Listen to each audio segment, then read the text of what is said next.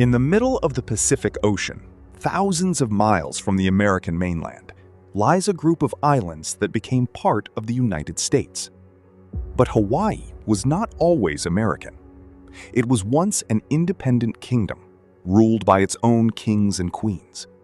So how did these remote islands end up under the American flag? And why did the United States want Hawaii in the first place? For centuries, Hawaii developed far from the major powers of Europe and North America.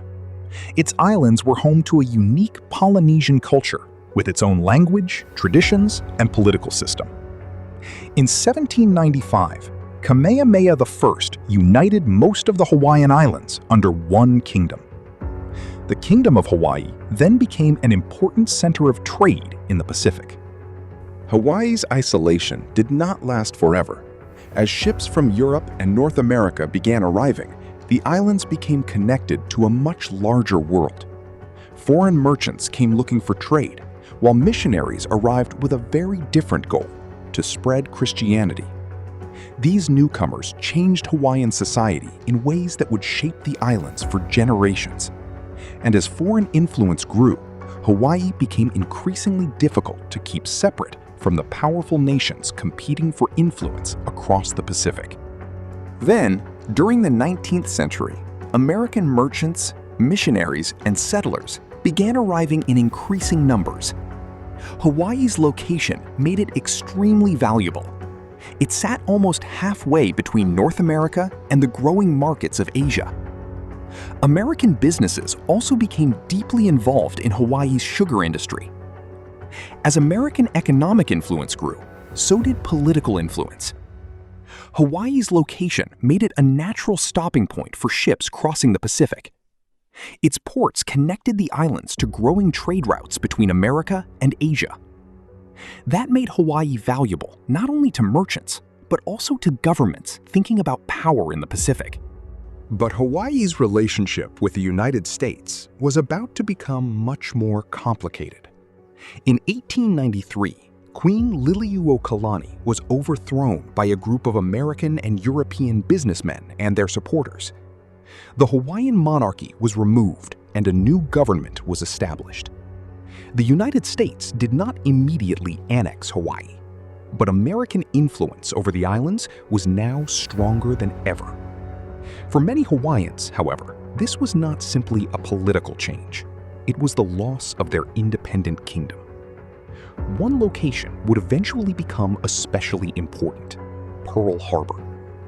Its deep natural harbor offered the United States an important naval base in the Pacific. Hawaii was no longer just an island kingdom in the Pacific. It had become a strategic gateway for American power.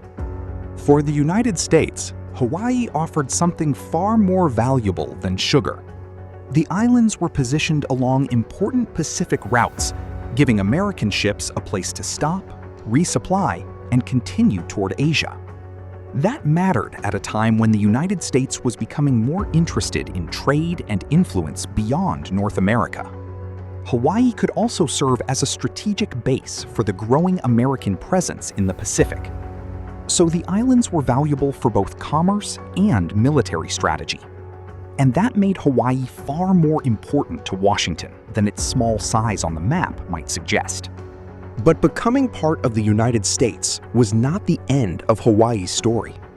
For decades, Hawaii remained a U.S. territory rather than a state. Then, after decades of political debate, the islands took another major step. On August 21, 1959, Hawaii officially became the 50th state of the United States.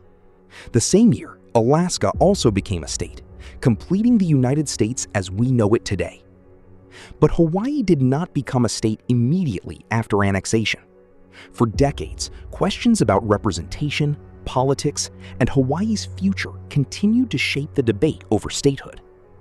Finally, in 1959, voters approved statehood, and Hawaii became the 50th state.